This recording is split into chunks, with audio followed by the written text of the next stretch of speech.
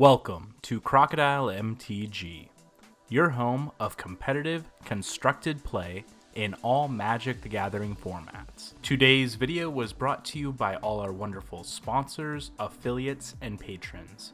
Thank you all for supporting the Crocodile MTG channel, and we hope you enjoy today's video. Hello everyone and welcome. My name is Jordan with Crocodile MTG here, bringing you another Magic the Gathering video. Today we're actually going to be doing something new and completely different. We're actually going to be taking a dive into EDH, also known as Commander, also known as CEDH, also known as Elder Dragon Highlander, which, you know, is what the EDH stands for. Thank you all so much for being here. We just wanted to try something new, kind of reach a different audience for a couple of our videos and see if people enjoy it and see if people are in need of more Commander and competitive gameplay. Now that being said, we actually have a fun deck we are going to be playing today. We are going to be playing in a 4-person player versus player match, and we are going to be playing a deck with our commander being Norin the Wary. Now, I do want to let everyone know this is an absolute troll deck. This is a deck I built in college to make my friends hate themselves. This is something that absolutely boggles everyone's minds. It breaks all the rules in Magic and reaches cornerstones of the multi-universe that a lot of people have not even touched. That being said, it's mainly a control deck that's meant to cause chaos all over the place. So we have cards like Teferi's Puzzle Box that at the beginning of each player's draw step, they have to put, after they draw one card, they count the number of cards in hand, they have to shove it on the bottom of their library and draw a completely new hand equal to the number of cards they just put on the bottom. That makes it so your opponents basically can't even keep a stable hand and like plan out their turns, because every turn ends up being different. It's playing other things like Pandemonium. So whenever a creature enters the battlefield, that creature's controller may have it deal damage equal to its power to any other target. So it can be another creature, it can be a player. Basically, everyone's throwing around a bunch of damage. Everyone's just doing crazy, bizarre things. We're playing cards like Mana Flare to ramp everyone's mana up. We're playing cards like Possibility Storm, so whenever there's a spell cast, you have to exile cards from the top of your library to exile a card that shares the same type as the card you originally cast. And then you put all exiled cards and the cards you cast on the bottom of your library in a random order, and you cast the revealed card that had the same type as the initial card cast. That's a pretty confusing card for a lot of people that haven't been playing Magic a lot. For those of you playing Commander quite a bit, I'm sure you've seen this from time to time. It's a fun one. We also have cards like World Seizing as kind of our win condition. So untap target permanent and gain control of it until end of turn. It gains haste. If it's a creature, even if it's like a planeswalker you're taking, still gains haste, which is kind of funny. We're also playing things like Immortal Sun to stop a bunch of planeswalkers. We're playing draw effects like Howling Mind, Immortal Sun, and I thought there's another one floating around here that helps us draw cards at the beginning of each turn. Kind of world effects that also can like slow people down, or kind of like some of them are friendly effects, others are chaotic effects. So we have cards like Smoke, where players can't untap more than one creature per turn. We have Vandal Blast to blow up all artifacts, which are typical to see in EDH. But then we also have things like Thieves Auction. You exile all non-token permanents, starting with you. Each player chooses one of those exiled cards and puts it on the battlefield. And then you just keep repeating this process until all the cards have been chosen. We have cards like Star of Extinction that just completely board wipe things. I think we also have Blasphemous Act in here. We have Insurrection as well. That's one of our win conditions as well. Basically, once your opponent starts playing a bunch of creatures, you gain control of all of them and smack everyone in the face for a bunch. But we're also running cards that people absolutely hate. But, it's EDH. I like to have fun. I am perfectly fine with. And that's something everyone, if you're playing against me, you're going to have to get used to. I don't mind my lands being blown up. So we're playing cards like Jackal Hops and Decree of Annihilation. Decree exiles all artifacts, creatures, lands from the battlefield, all cards in all graveyards, and all cards in hands. This completely annihilates everything except enchantments and planeswalkers. So if you don't have an enchantment or a planeswalker on the battlefield, everything else is pretty much gone. We have Obliterate, which destroy all artifacts, creatures, lands. They cannot be regenerated. You also can't counter Obliterate. And then we have Jackalhops, like I said. Destroy all creatures, lands, and artifacts. So your enchantments survive, and your you still have a hand and everything. Decree is absolutely nuts, but that's 10 mana. So being that these are all chaotic, really expensive cards, we have to ramp up to them. So we have a lot of cards to help us ramp. We're actually playing a Mana Crypt. We have a Mox Amber as well. This is good with Norin because you can basically play Mox Amber on 0, play Norin for 1, and then you have an extra red mana pretty much every turn 1. We're playing cards like Meekstone to slow our opponent down, and Smoke, like I said before. We're playing world effects like Impact Tremors and Perforos. So whenever a creature enters the battlefield, it deals 1 damage to each opponent. And then Perforos is dealt 2 damage. So that's one way we can get around things. We're also playing cards like Blood Moon and Magus of the Moon to completely destroy our opponent's non-basic lands, turn them into mountains. We're playing cards like Stormwrath as well. This is a card that we have, I think, Stormwrath. We also have in our 5 drops here, we have Hour of Devastation. Basically ways that you can deal a lot of damage early to every creature on the battlefield and all planeswalkers. So just a way to kind of reset the board, slow your opponents down again, and then back to the mana ramp. We have things like Grim Monolith, Fire Diamond, Arcane Signet, etc., etc. So that's a general overview of the deck. I'm not going to go through every single card. Basically, your goal is just to completely wipe the board a bunch of times, play Norn on turn 1. Norn, by the way, since I didn't go over Norn, Norn is a creature. It's a human warrior. It's legendary. Obviously, it's a commander. Whenever a player casts a spell or a creature attacks, exile Norin the Wary, return it to the battlefield under its owner's control at the beginning of the next end step. And then its flavored text is, I have a bad feeling about this. So Norn essentially comes down on 1 and blinks every time anyone casts a spell or attacks or anything. So that's actually pretty fun. So being that that's Norn's ability, that's where we're taking advantage of, playing cards like Confusion of the Ranks, Perforos, and Impact Tremors. So whenever a creature enters the battlefield, something happens. And that's a really good ability to pair with Norin since it's constantly blinking in and out pretty much every single turn. There are only a few ways to kill Norin the Wary. It has to be a static ability.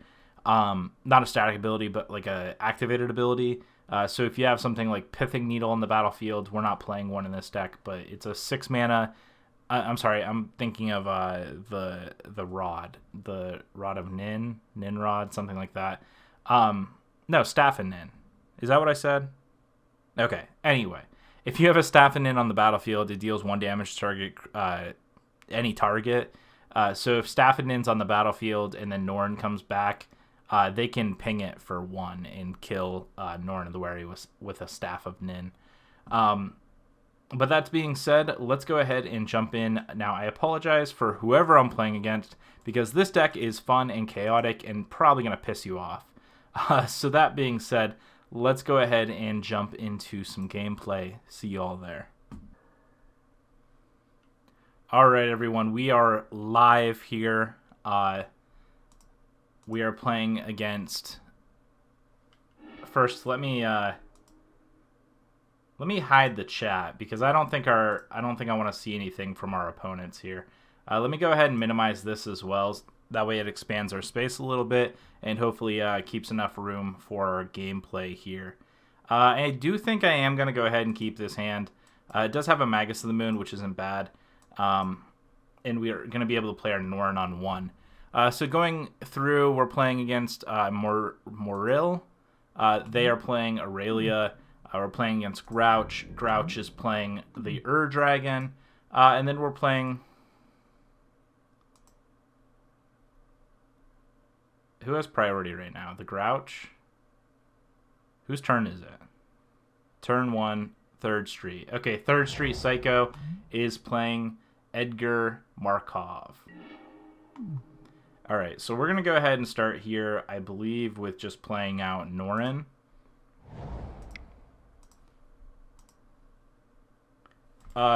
Shoot. So, turn off auto yields. I need to... I forgot. This is an important part about playing Norin. How do I change... Okay, so...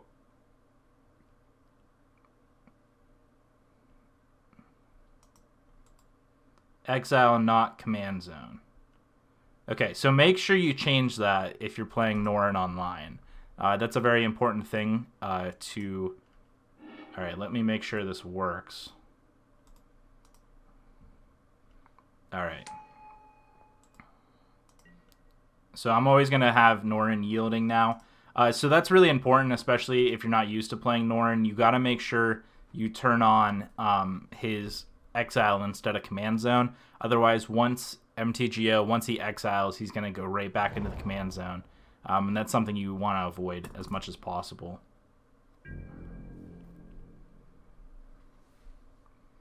Alright, next turn I might just Faithless Looting and then play Crater here. Our hand looks pretty good. I really think the Grouch might concede if we play Magus, because if they don't have anything for it, they're going to have a rough time here. Alright, so I'm going to... I think I have yields on already. But once it gets to our turn, I'm going to make sure I always yield to Norin's ability here. So whenever you cast a vampire spell, if Markov's in the command zone or on the battlefield, create a 1/1 black token. Alright, whenever a creature dies, put a 1/1 counter on Markov. Or, Malakir. Callblade. I can read, I promise.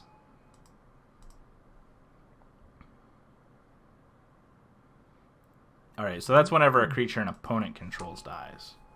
Alright. I'm going to have to find one of my board wipes pretty quickly, I believe.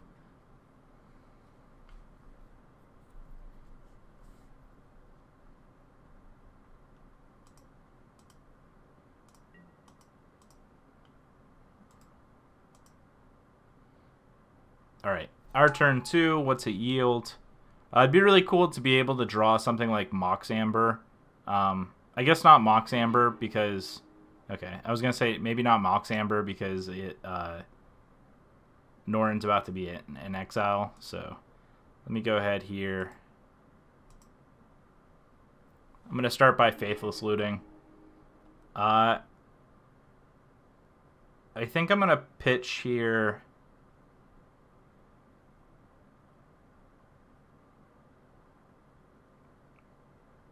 I kind of want to play Crater this turn.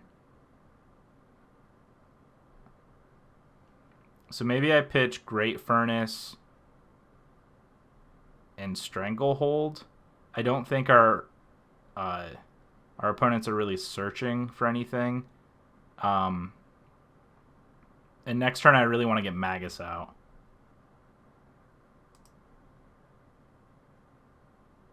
So let me go ahead and do that. Let me pitch Stranglehold here. Alright. There we go. Norin's going to come back, be all chaotic. We'll see what our opponent has going on here. If you can, please all hit that like and subscribe button if you're enjoying today's video. And thank you so much for being here. Ooh, our opponent is playing a Burroughs Garrison. I really feel like we're going to have a target on our head here shortly. That's one thing about playing Norin is once people start seeing what's in your deck, they're like, we got to get rid of that guy as soon as possible. So that's definitely something that we're going to end up needing to be aware of and take care of fairly soon. Alright, Mother of Runes, staying active.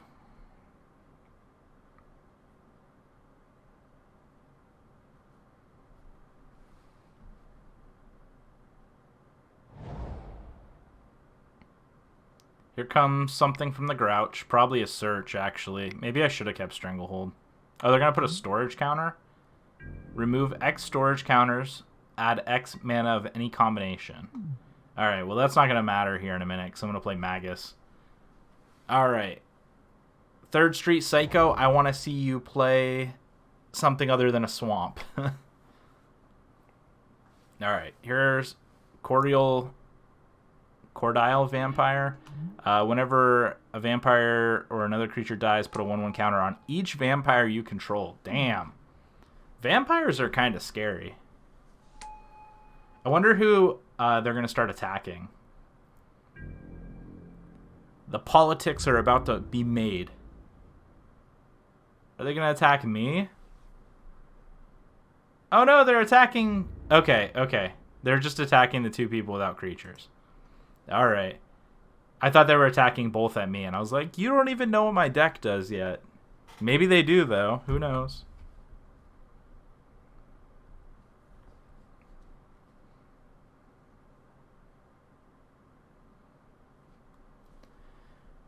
Alright. Morrill, please yield. That's one thing that's tough with Commander sometimes is... if people aren't yielding, they're holding everyone up. All right, here's where I get the target put on my head.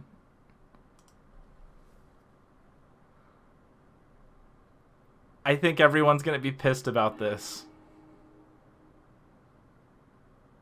We'll see if anyone concedes because of Magus.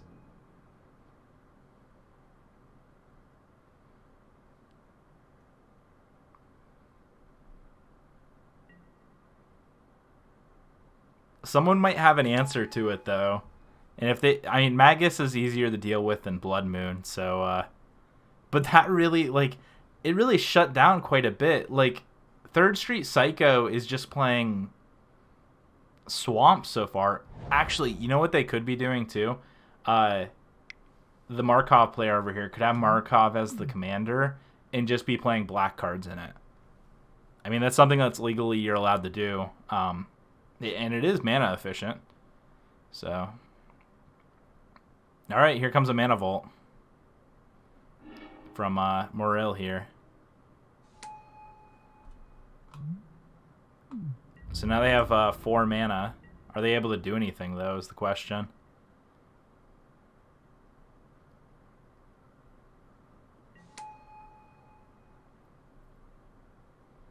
My commander's just blinking all around. Hopefully MTGO doesn't lag at all. I'm assuming Grouch has like a ton of...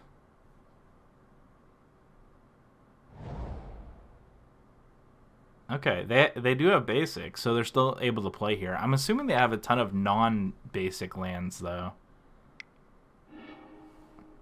Alright, they're going to cultivate here. Actually, I might have helped them. Because I'm assuming here they get a plains and an island. Next turn playing Purphoros, I think people are definitely going to start attacking me. I don't think there's any way people can just ignore me once Purphoros comes down, because I'm going to be dealing 2 damage to them every single turn. And I do have the mana to play it. We didn't even get any ramp, so that's something important to note. Imagine us playing these hands out. All right, what'd they get? Oh, they got a forest and a mountain? Interesting. But imagine these hands where we actually have like a turn 1 Soul Ring, or something even more powerful, like a Mana Vault or a Mana Crypt or something, where we're just able to power out our hand. Like, imagine if turn 2 I went like Sulfuric Vortex plus Magus of the Moon. Alright, I'm assuming Markov starts attacking me. Unless they don't care. Maybe they... Oh, wow, they don't attack anybody. Oh, and there's a Storm's Wrath. All right, I think I'm going to wait.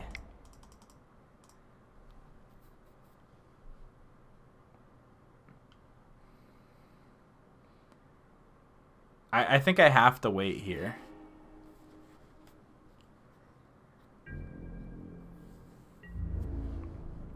All right, I think I'm just going to leave this back as a blocker. All right, deal some damage to everybody. Now remember, Norin triggers off of pretty much anything. So if they play anything or if they attack, Norin is Norin's blinking. Gains trample and vigilance. Okay, so this doesn't give haste. That's good. So our opponent probably plays their commander here, I assume. Oh, if you have 30 or more life, flip it. Prevent all damage that would be dealt to creatures you control. Wow, that was such a powerful play from our opponent. It doesn't prevent Norin from dealing 2 damage to you a turn, though.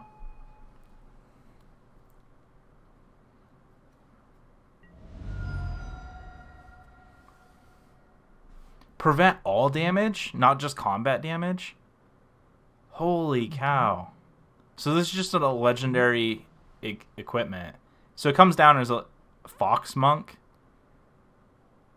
And then just immediately flips because they had over 30 life. That's insane. I don't know who's more of a target right now, me or the Aurelia player. Alright, our opponent has 4 of the 5 colors. Mr. Grouch over there. Mr. or Mrs. I'm really curious to see 3rd Street Psycho. I really want to know if their deck is mono black or if they're just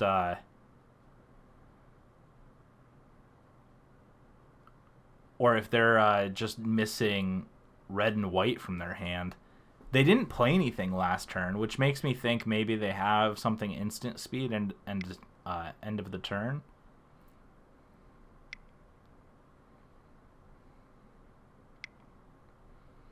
Here comes... Okay. Teneb. Deals combat damage to a player. You may pay 2 and a black. If you do, put target creature from a graveyard onto the battlefield under your control. Oh, jeez. Okay. Alright, I think I'm going to play Sulfuric Vortex next turn. I might have to Chaos Warp, though, to be honest. I guess we'll see what we draw before I start planning this.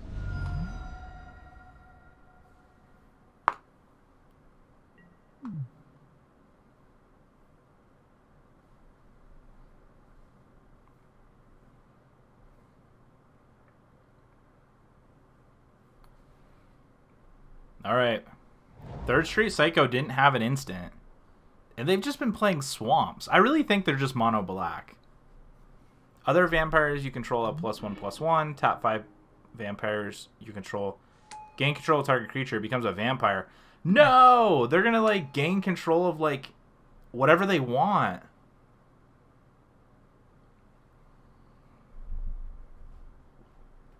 They could gain control of my Norin, but that's not gonna do anything, so hopefully they don't. I hope they realize that. I'm half tempted to Storm's Wrath here. Gain control of target creature. Oh god, okay. No!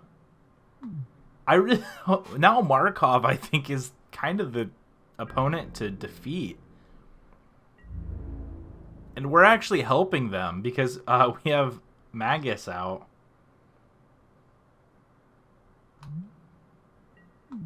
Oh, geez. And they can actually use this ability. That's the crazy part.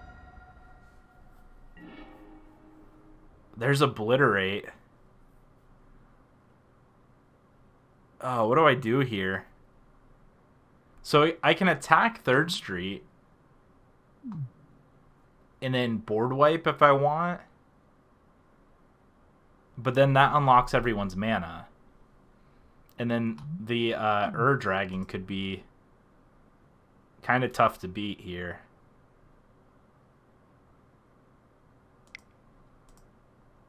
Alright, let's go ahead and Forgotten Cove, or a cave here.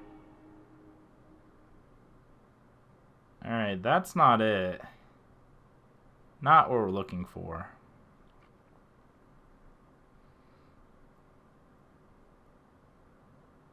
Oh, and we tapped our land, so now we're kind of forced into playing this Vortex. Alright, I'm going to go ahead and play it here.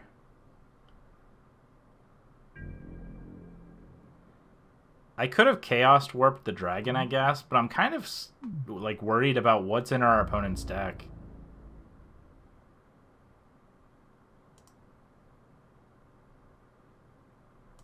I'm just going to kill Grouch. If I kill Grouch, the dragon goes away, right?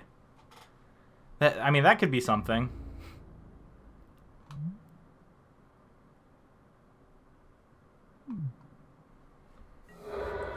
If I ever get this Obliterate to take off, that's going to be huge for us, but we're a few turns away from that.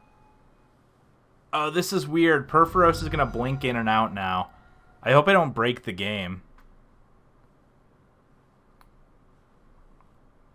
The other weird thing is if anyone targets Purphoros with anything like destroy target creature or whatever, or exile target creature, like if they have a path to exile, Norin's going to blink out because they cast a spell and protect Purphoros because it's no longer a creature. That's kind of wild. Alright, what's our opponent play here? Aurelia. Okay. This is really weird to look at. Aurelia is going to give Mother Runes Vigilance. I mean, it could kill Grouch. Hit Grouch. Oh, I guess it could hit me. Oh no, they hit me. Okay. Oh, it's game. It's game on, Mother of Ruins.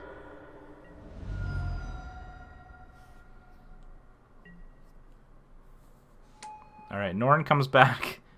Makes Purphoros a creature. Deals 2 damage to everybody. I'm actually surprised. Like, I think I'm winning here. Well, I really think 3rd Street is going to take a huge hit out of my life total next turn, but...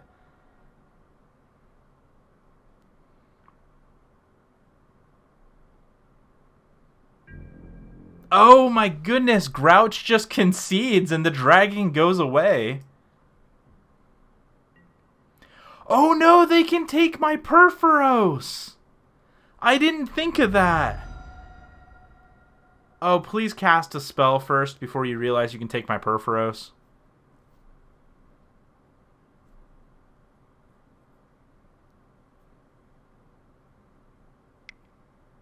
No, they took my Purphoros. I didn't think of that.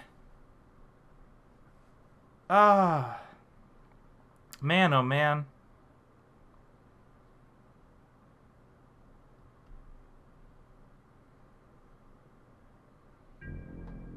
That sucks. I need a Chaos Warp now to get that. Are they attacking me? Are they attacking me? Who are they attacking? Are you attacking me? Are you? Yep, they're attacking me. Wow, they don't like that. Okay, so they took my Purphoros, so that's actually going to set me back a little bit.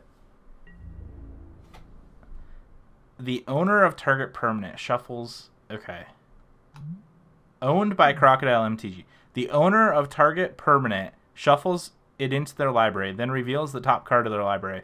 So now if I Chaos Warp Purphoros... I mean, that works, right? I get something out of it.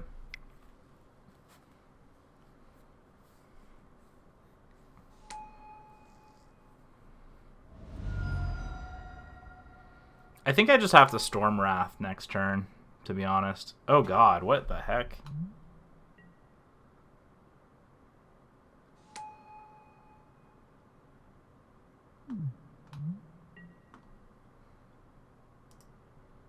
Alright, I'm taking 2 here. I got a target on my head. Alright. We got an Arcane Signet. That's not a bad thing.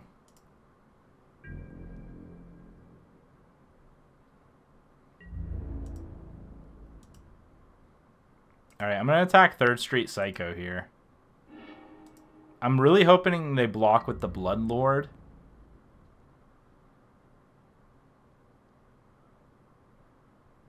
Oh man, they block with a vampire.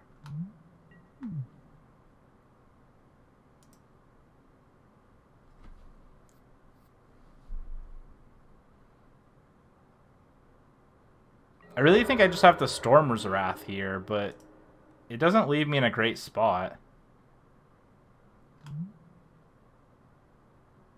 Oh no, wait. Are they going to get enough counters to... Nah, shoot. Now they're going to have 2 creatures. Maybe it's better if I just Signet. But if anything else dies, we're going to have major problems.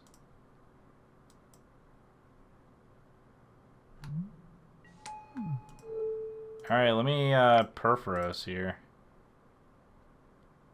Wait, how'd Perforos get counters? That's weird. Alright, what'd I reveal? Ooh, I revealed Hour of Devastation. Too bad I can't cast the damn thing. I think I just lose here. I think our opponent probably just absolutely obliterates me next turn.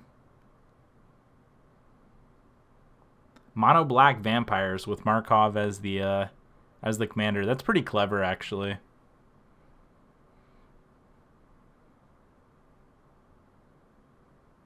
I mean, I'm assuming I just die. Maybe they keep me around. I don't know. Or maybe Maril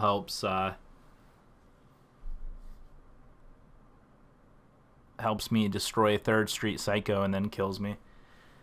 We didn't draw any of our mana ramp, and that kind of sucks.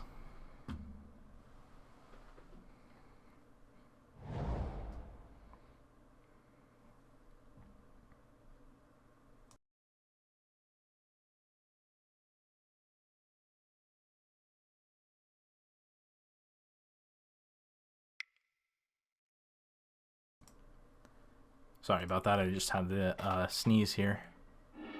Alright, Council's Judgment.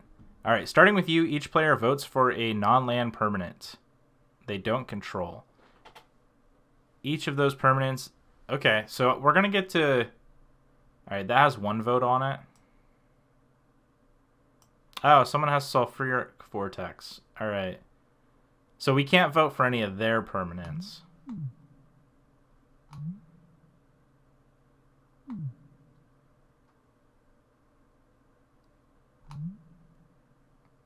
So I think I actually want to get rid of that, because then I can board wipe.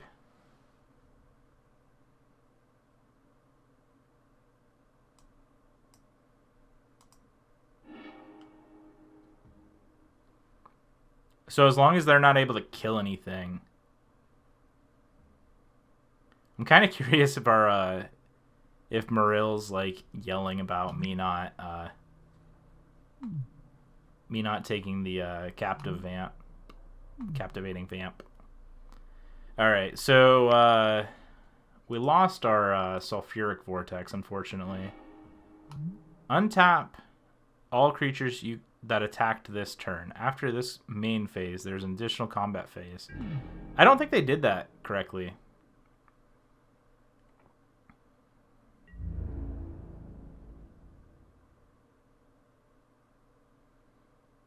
Does that work? They played it during their pre-combat main phase.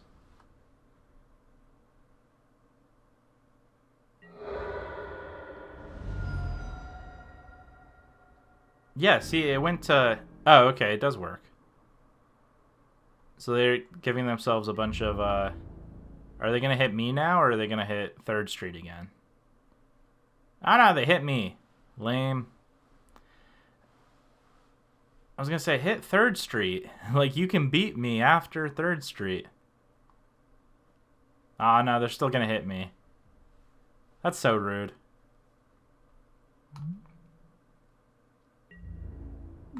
I wish there was, like, a board wipe that said, like, damage can't be prevented. So we lost our Perforos. We don't have any mana ramps currently.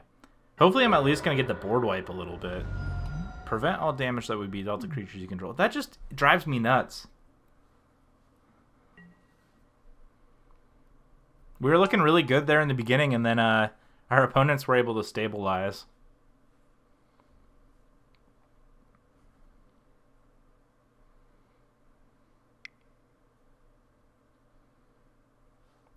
Target player sacrifice a creature.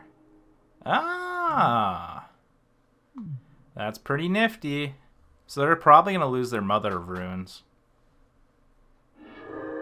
Yep. Oh no! Now the vampires all grew! I think they can just kill us here. They can kill somebody. They can either gain control of Marill's commander. Yep. Okay, they're going to do this instead. Good, good, good. That doesn't do anything for me, but...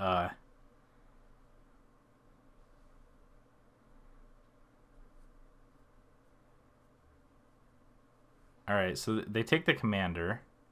It becomes a vampire. They killed Mother of Runes. Jeez. Wow, our opponent conceded? So now I'm going to probably die to this Markov. Alright, just you and me, Markov. Come at me, boy. I assume I just lose here. Because I is the top card of our library the... Wait! The top card of our library is this Hour of Devastation. Alright, Marill left. Is this going to stabilize us?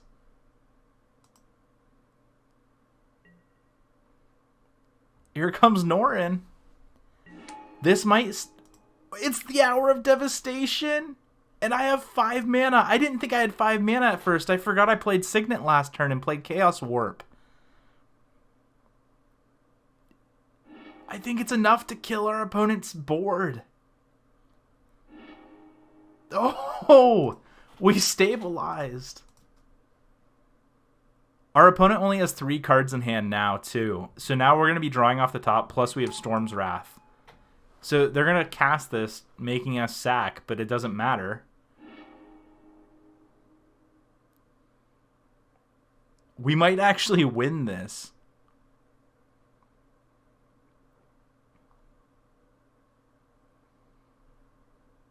Alright, so they're going to cast it. They're going to target us. Norin's going to go away. We're not going to have a creature to exile. I didn't... See, with Chaos Warp, I wasn't sure if it stayed on top or not. But I guess so. Now we got to see what our opponent comes up with. Put a creature from your graveyard on top of your library. So they're going to put Crocodile Vampire. Sure, that's fine. Because we have the Storm's Wrath, I don't think it matters. They just can't play something huge again. Like, I'm fine if they just are planning on playing all these little aggro creatures. Next turn, I think I just play War Troll unless we draw something else.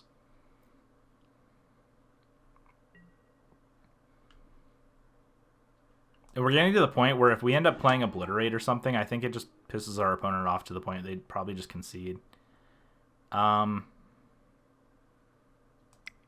Sure, I'm fine with playing Burnished Heart here, because then eventually we're gonna get to crack it. Like next turn, hopefully be able to get some lands. Being stuck on 4 lands this whole game was kind of crappy. We had a Forgotten Cove and we had a Great Furnace, but I discarded Great Furnace to this Faithless Looting. I guess that's something I could have done with just Faithless Looting. Oh shoot! Okay, I gotta be careful with this this Burnished Heart. All right, I think I just yield here.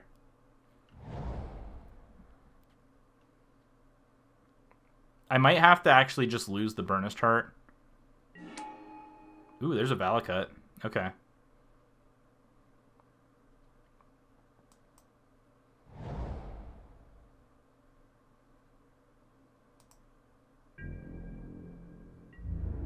Alright, I gotta get our opponent dead somehow. Let's attack in.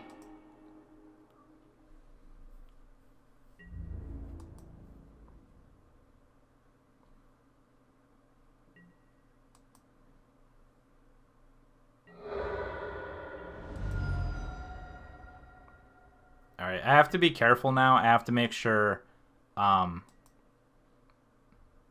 I have to make sure Crocodile Vampire doesn't get above 4 toughness. It's not going to matter too much, I don't think, because we're going to eventually get to Obliterate in a couple turns, so...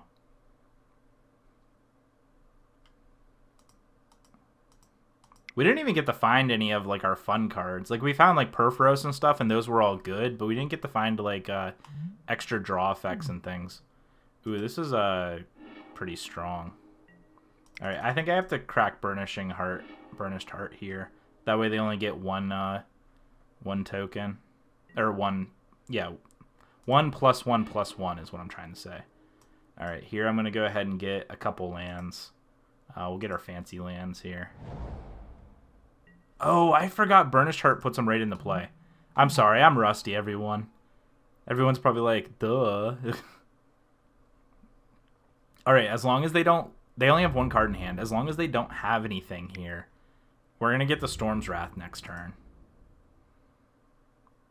If we really wanted to, we could Obliterate, but I think we're actually in a pretty commanding position here.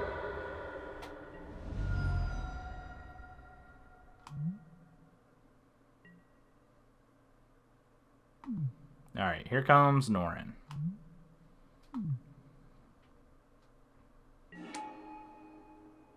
Ooh, that was really good. So I'm going to play Impact Tremors here. And then I'm just going to Storm's Wrath. So now we have something that's going to start hitting our opponent. Alright, away goes our opponent's board. So our board wipes from the last few standard sets are actually working pretty good, pretty well. The other thing, though, if I play Obliterate, the only thing that's going to be on the battlefield is Impact Tremors. At the beginning of each upkeep, at the beginning of your upkeep, each opponent loses 1 and you gain 1. Okay. 5, 6, 7.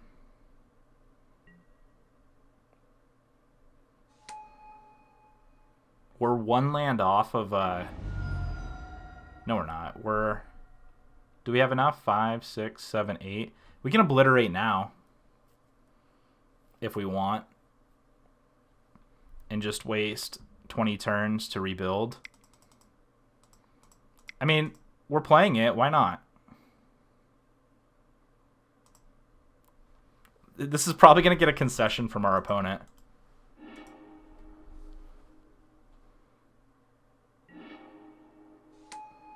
So now we're just going to Impact Tremors them to death.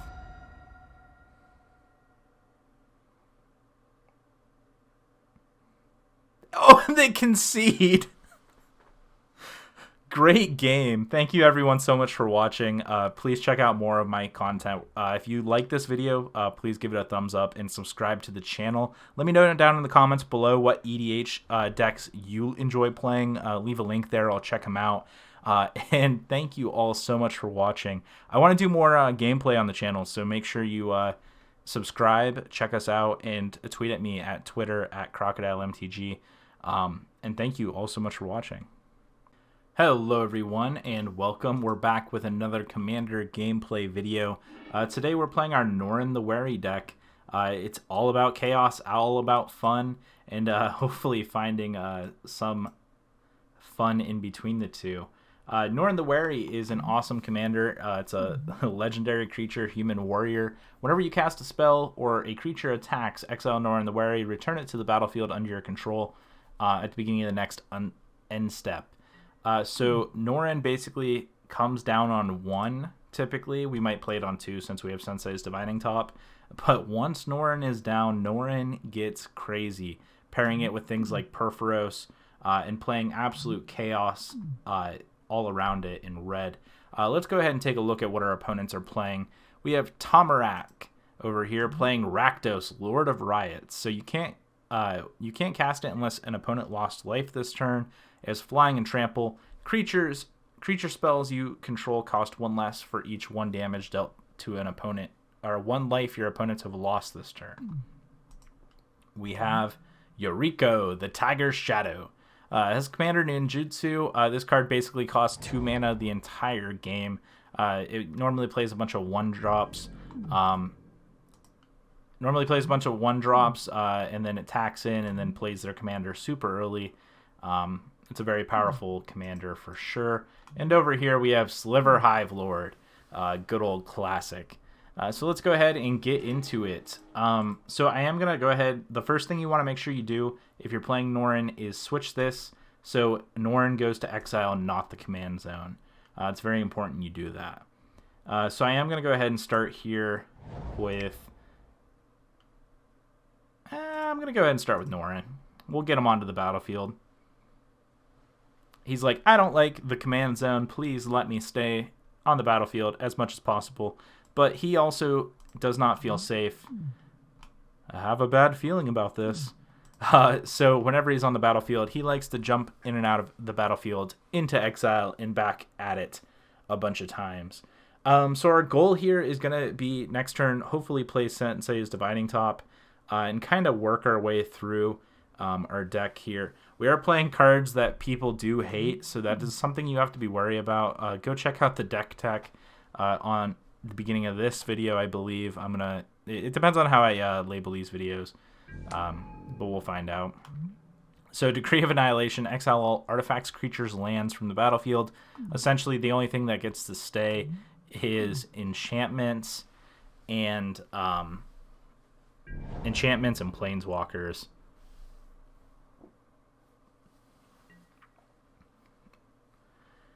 So we'll see. What is Stolen Strategy? Let me reread this card. At the beginning of your upkeep, exile the top card of each opponent's library. Until end of turn, you may cast non-land cards from among those exiled cards, and you may spend mana as though it were any mana to cast as well.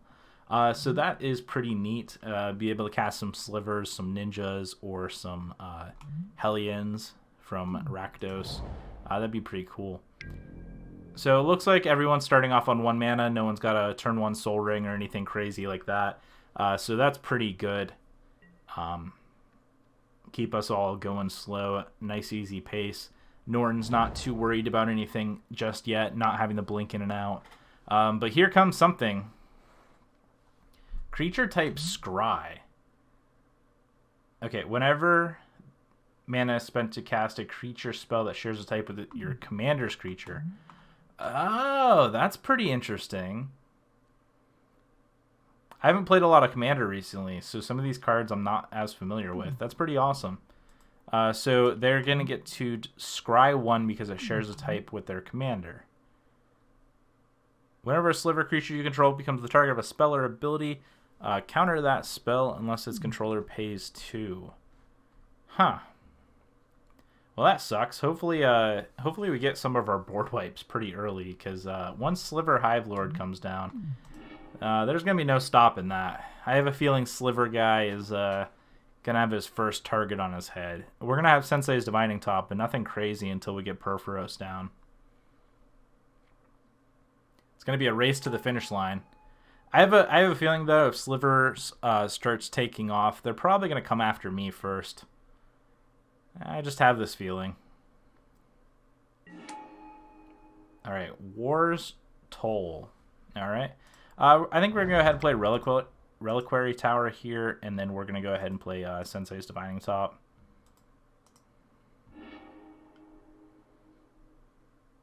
And then we'll just look now at the top cards of our library. Put that back. Put that back.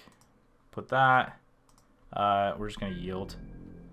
Hopefully no one tries to kill Sensei's Dividing Top. Hopefully playing Smoke next turn is going to help slow down Sliver Hive Lord enough to not destroy us. So turn 2 Smoke into turn 4 Perforos is not bad.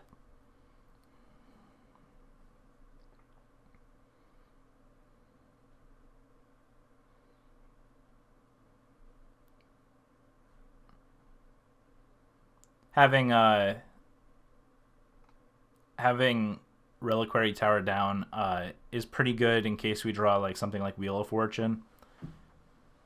Now, Wheel of Fortune does give us 7 cards in hand, so it's not that big of a deal, but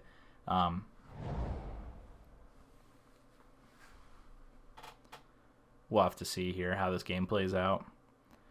All right, Tomaz has a Swamp and a Rakdos Guildgate at the moment. We'll see what the Rakdos Lord does here.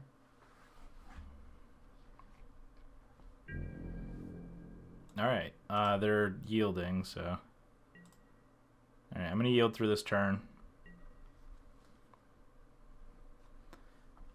All right, Domini. What do you got, Domini? You going to play... They didn't have a turn 1, which is actually a little surprising, because most of the time they want a Eureka on turn 2.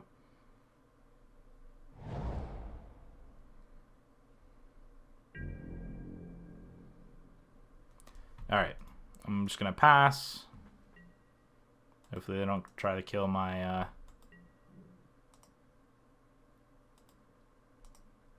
top here. I don't want to put top on top if I can hit top on top. I don't want to put top on top if I can avoid it, because I want to make sure we're drawing as many spells as we can. All right, here comes Commander Scry. Elysiad Grove. So lands they control are every land type, and then you may play an additional land each turn. It's not a sliver, so they're not going to be able to... Oh, they don't have another land to play? Are they going to swing at someone for 1? Who do they got? Oh, they don't have a target on anyone's back yet. Wow, they didn't have another land to play. I wonder if they realized that they could have played another land. Alright, here comes a Smoke. I'm just going to get it now. If they have anything to kill it, that's fine.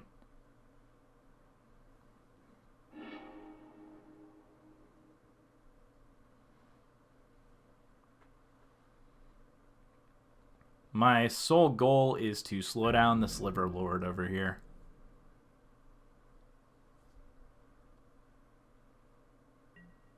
And I guess it slows down everyone else too, but I don't know. I feel like most of my opponents probably aren't having like super wide creature decks, so I think Smoke's just going to only affect the Sliver Hive Lord for the moment if they start attacking.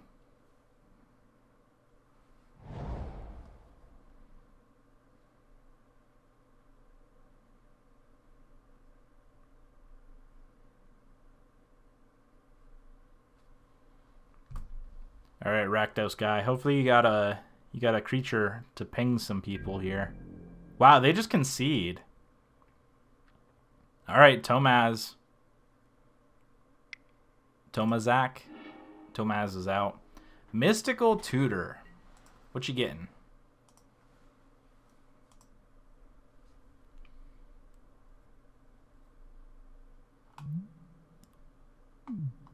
I wonder if they're just out of lands.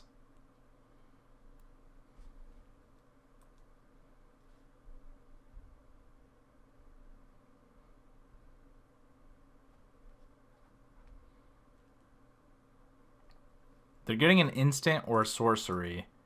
So I don't think I care too much about whatever they get because it's not going to affect me too much. Revealed. Miracle. Return all non-land permanents to their hand.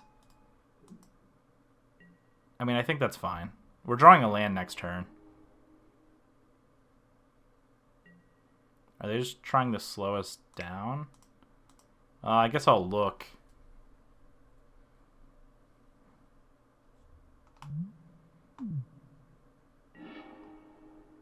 Ooh, there's Puzzle Box.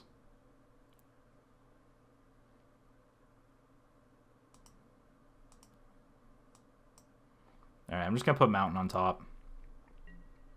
So they're pretty ham about doing this. I wonder if they have... They probably have another land in hand, I assume. I'm fine with this. Slow us down some. I guess this is a good situation to have a Reliquary Tower. Alright, I'm definitely going to attempt to play Purphoros next turn. I'm not sure if our opponent over here is playing counter magic or not. They could be. I mean, Eureka is one of those decks that typically, once it gets stabilized, wants to just be countering anything else that's going on. So, and the fact that the commander draws a card, I think, reveal the top card of your library, put that card into your hand. Yeah, essentially draws a card every time they deal damage.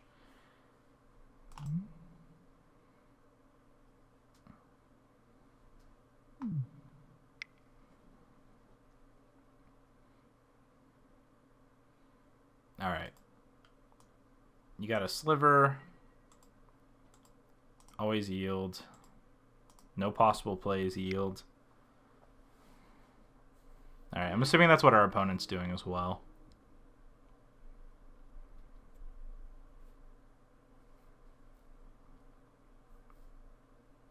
So they do get the scry. I'm assuming they put it on top or bottom because that's how scrying works. Don't act dumb, Crocodile. All right, Tax Boy, what you doing? I guess they were deciding on their scry. So they're missing land drops, I'm pretty sure.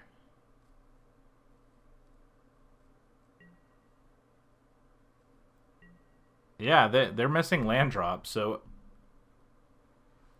us and Domini over here are the only people that haven't missed land drops. All right, here's when the target gets on our back.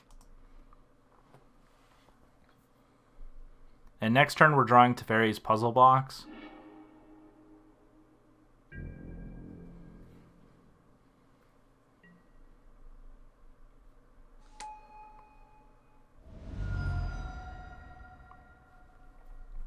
So I'm going to have to decide next turn if I want to take a turn and get down Smoke and Sensei's top, or if I want to just Puzzle Box next turn and bring Chaos.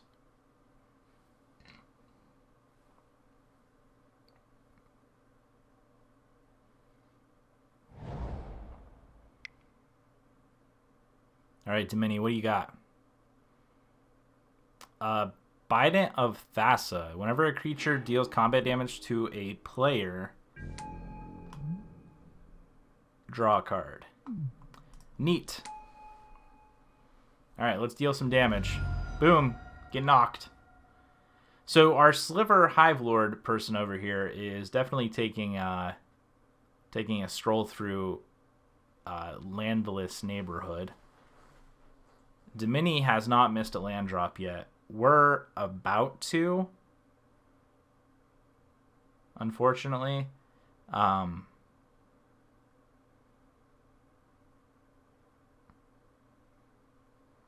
being said, maybe I Sensei's Divining Top first and see what's up at the top of my library. I know Teferi Puzzle Box is on top, and I forget the other card. It was a 3-drop.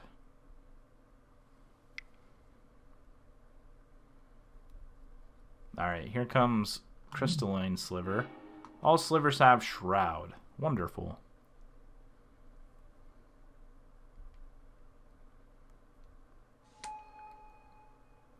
I wouldn't mind a board wipe. I actually think if we played Teferi's Puzzle Box next turn, I think it'd actually be advantageous for our opponents, not the other way around. Alright, so I think I'm going to go ahead and start with Sensei's Divining Top, and I'm going to look at the top 3. If there's a land up there, I'll consider grabbing it. But I'll probably just play Smoke this turn. Ooh, there's a Darksteel. And a Faithless Looting. So looting's actually interesting. So Vortex, Looting, Darksteel. So I'm going to go ahead and draw. And we'll play a land. I think I'm just going to play Smoke this turn.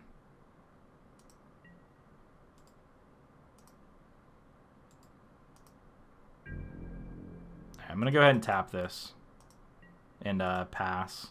So once Norin gets back, I'll go ahead and tap down this land.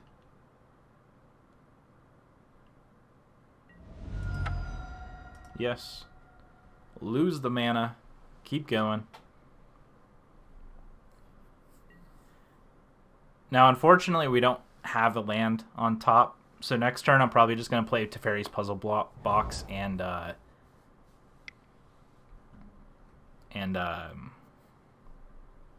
shit, top. I couldn't think of the name of the card. All right, that's a pretty decent one.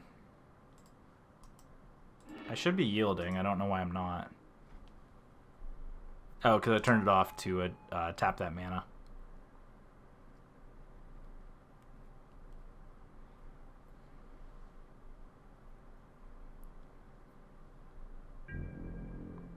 All right, I'm genuinely concerned about our opponent Tax Boy over here drawing a land next turn.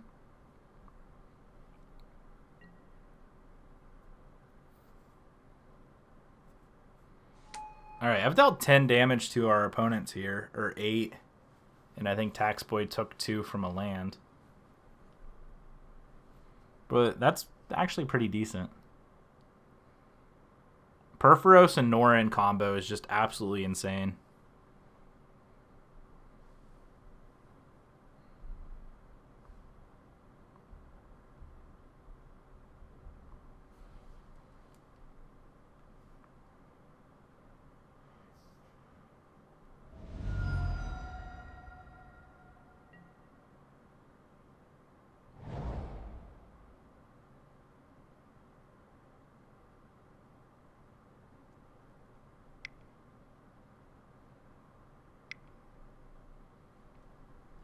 All right, our opponent did happen to find, unfortunately, the land for Sliver Hive Lord. So now I think I just want to Teferi's Puzzle Box this turn and play top, and hopefully,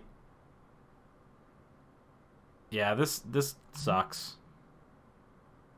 Wait, this shouldn't work on your commander. Add 1 mana if it shares a color.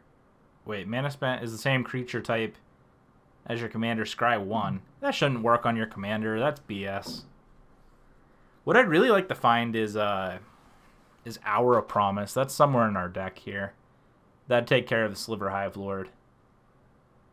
That's actually a pretty decent one. Yeah, I definitely think next turn's just going to be Teferi's Puzzle Box and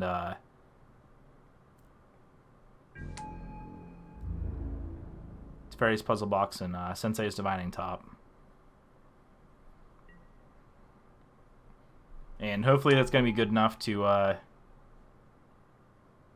find something here to deal with our opponent's Sliver takeover. So I definitely think Domini is in an interesting position because while I am dealing a lot of damage to both of them at the same time, Tax Boy is definitely dealing some real work with all their creatures there. Like, they're building up a Sliver army while I'm over here just playing with Perforos. Alright, Teferi's Puzzle Box. Hopefully that brings us some good. Alright, now I'm just going to pass.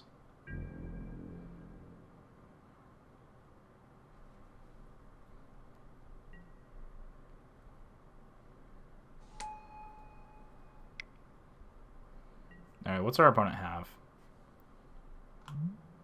Creatures your opponent controls attacks each turn of Fable. Who did they show game log? Who did they target?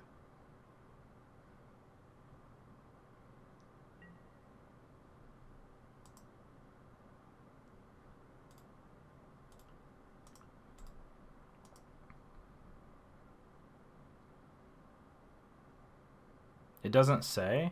Did they target themselves? Oh, creatures your opponents control attack this turn of Fable. Oh, they just did it to activate it. Okay. I misunderstood what it did. Alright, let's go ahead and close the game log. Get back to this Trios. Alright, so this can't be blocked, so I wonder if they go after... I don't know who they're attacking. Probably me. Okay, they are going after Tax Boy. Good. Good. Good, good, good. And hopefully we find something here. Target legendary creature gains fear until end of turn. Oh, that's pretty intimidating. Alright, down goes the commander. Wait, what? Did they reveal? Oh, okay, they haven't revealed yet. They're going to get to draw a card here. And then they're going to get the reveal. 2? That's silly.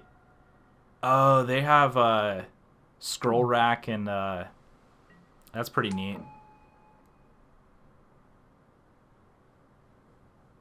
All they need to do now is find the other piece to that.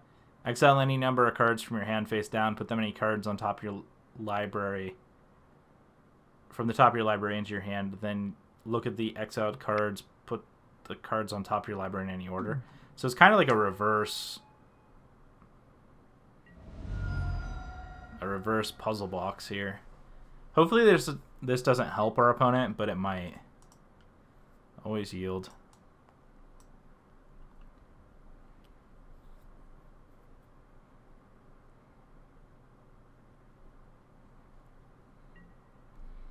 So I can actually add our upkeep here. I can manipulate the top of our library a little bit so I can control what we're drawing and losing to puzzle box. So if we have like a bunch of lands, I can make us draw a land and then swap it out with puzzle box.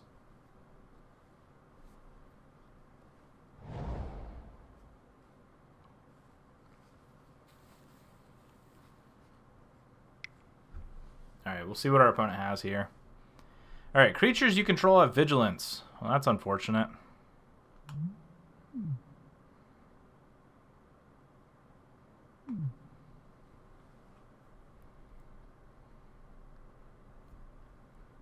I would really love something. If we could find an Hour of Devastation in a land, that'd be really good.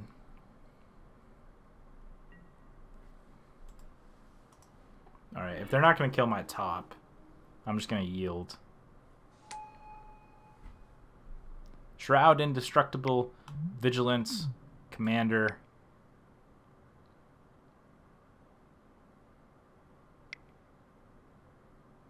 Alright, I don't see any green, so I think we're okay. I'm going to turn it off just in case. And lifelink. That's not cool. Alright, I'm really going to attempt to find an Hour of Devastation here. I definitely want that over anything else, pretty much. Unless we find... I think Obliterate's 8 mana, so that's not going to help.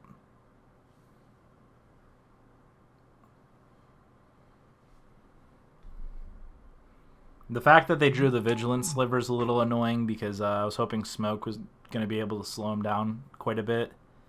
It doesn't seem to be the case, though. They could actually pretty much just kill Domini here, and then I'm going to have to find a way to destroy our opponent. But that being said, we're wide open also. Yeah, they're probably sending the commander at me. No? Okay.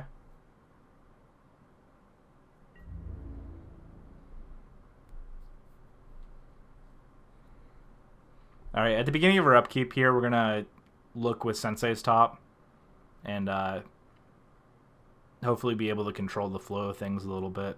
So whatever we put on top is the thing we don't want with the way Puzzle Box works.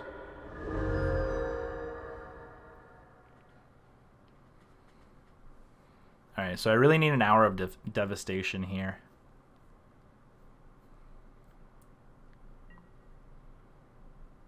Alright, here comes Mr. Norin. Alright, I'm going to go ahead and look.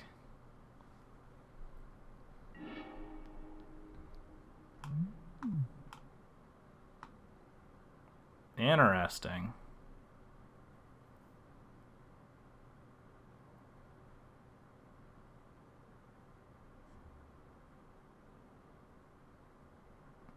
So I think I want looting. I don't know how this is going to work, to be honest.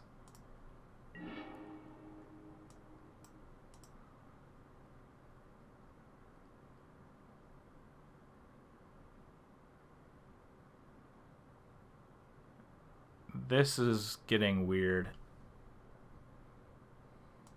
Alright, I'm going to say no to that.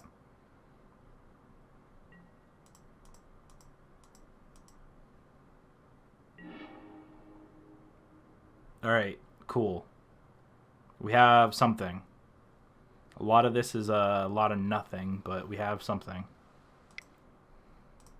We'll start with a Faithless Looting. Always yield. So our opponent's back up to 25 here. I can play Vortex, though, and make it so they can't.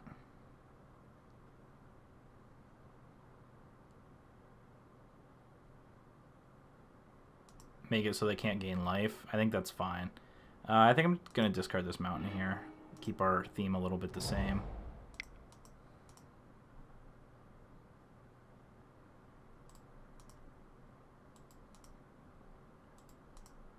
Actually, let me look at the top of our library first here. None of these are anything I want.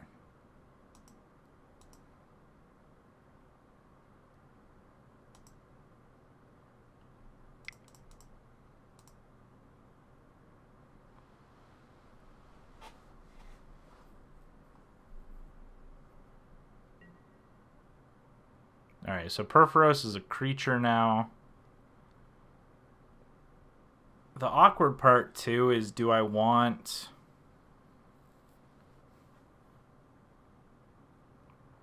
Do I want to play Mana Vault or Mana Crypt, or do I just want to sink it back into my library and hopefully draw something else?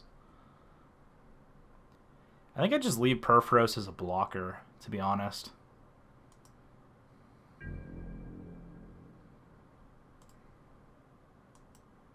I don't think I can play Mana Crypt here.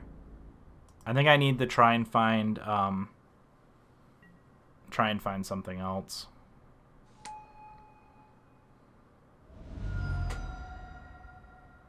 So I think I might indirectly kill Domini here. So hopefully they can help me out as soon or as much as possible.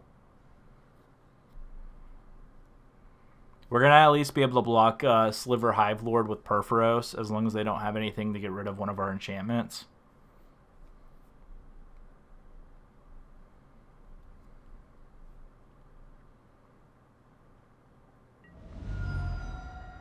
Alright, so Domini probably going to die to Tax Boy next turn.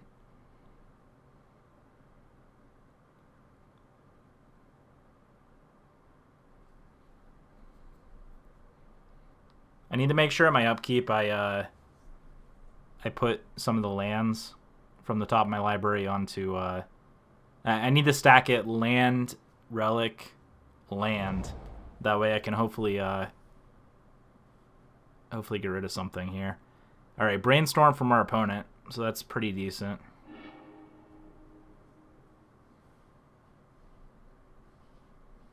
We're still sitting at 38, so that's actually... It says a lot about the position we were in. How commanding of a spot it's been.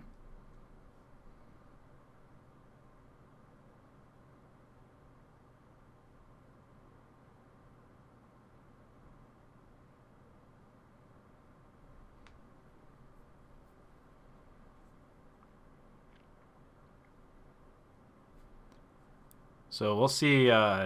We'll see what Domini here can find. Maybe a Cyclonic Rift even. I'd be fine with like resetting most of the board. Slowing everyone down quite a bit. Do they have enough mana? I think they're one short. Alright, they're going to combat here. Oh, they were able to put something like super big.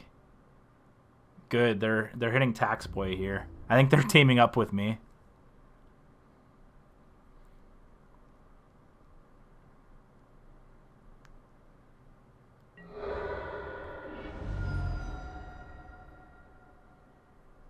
They're giving me a fighting chance against Slivers.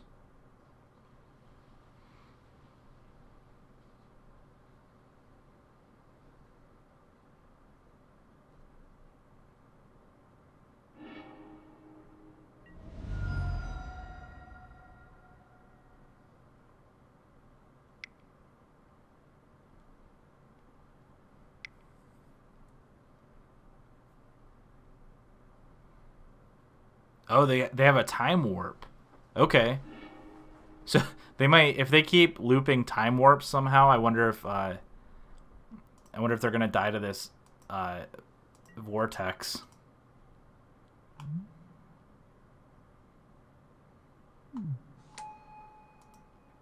Oh, and at the beginning of their upkeep, I have to deal 2 damage to everybody.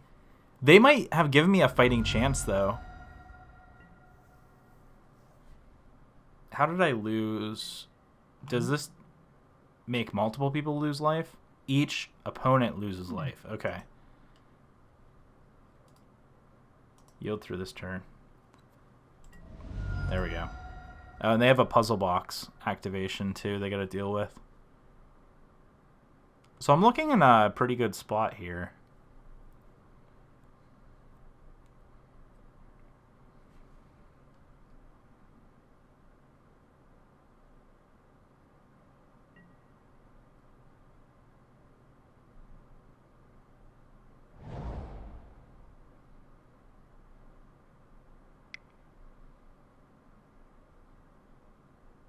Alright, there's a soul ring from our opponent.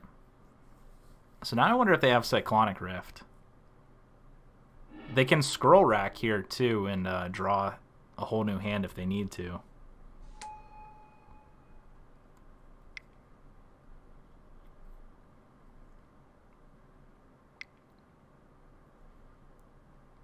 Oh no, they're temporal manipulating.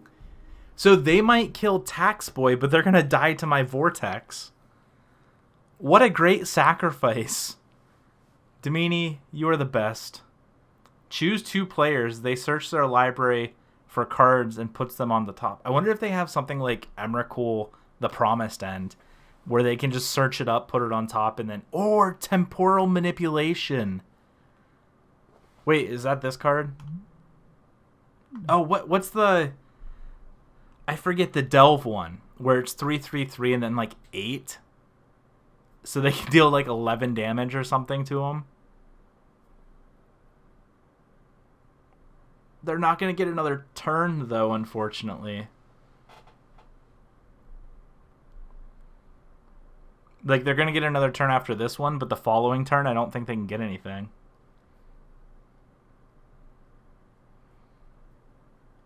So Domini is going to end up killing Tax Boy, and then I'm going to end up indirectly killing Domini.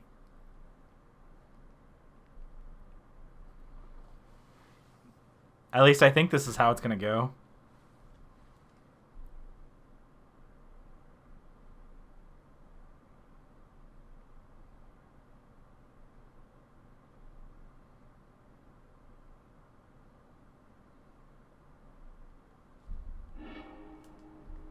Alright, let's see what they found.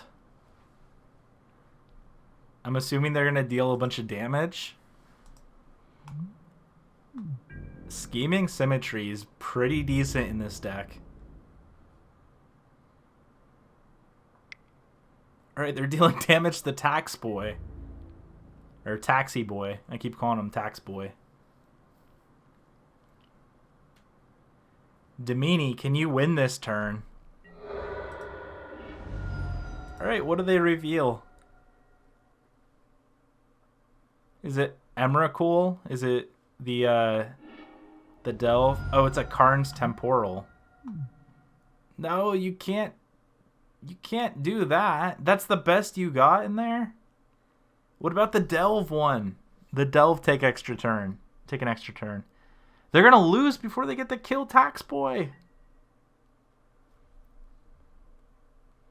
I don't know, though, actually, because Tax Boy's at 7. And they get one more turn, so they're going to actually... Actually, they might be able to kill Tax Boy here. With me indirectly helping.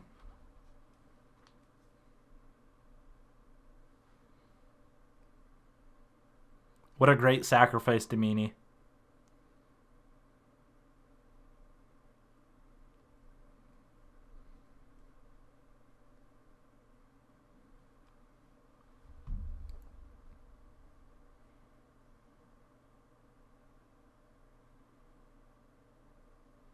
All right, what do you got? Okay, Norin's coming back, gonna deal some damage to Tax Boy here. The thing is, no matter what Domini does, I'm pretty sure, I think we just end up I think I end up just winning because of Voltaic or Sulfuric Vortex. If I can talk here. All right, they're gonna take 2. Unfortunately, they're only gonna get to untap Uric here.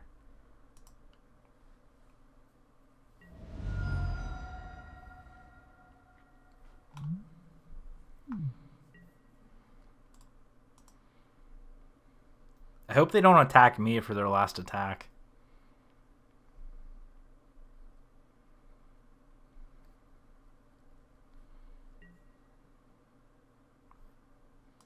Wonder if anyone said anything. Show chat. Okay, good. Just good luck. Hi, chat. I hope that these people see this later on YouTube.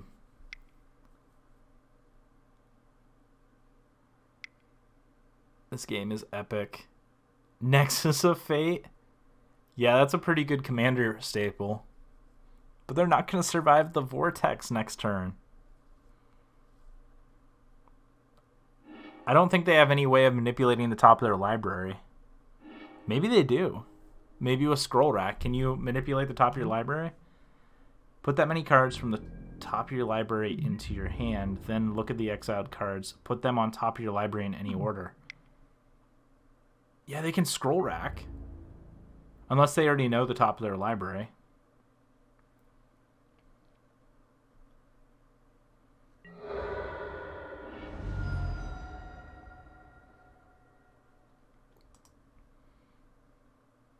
Alright, Eureka. Oh, they killed Tax Boy!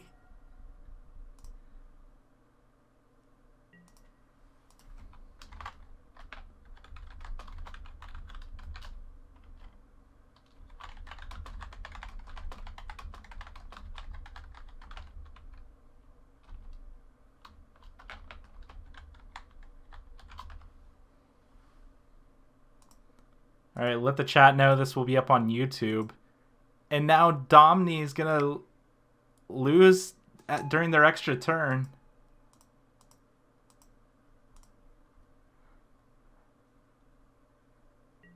Untap. Oh, they don't even get to untap because of Norin.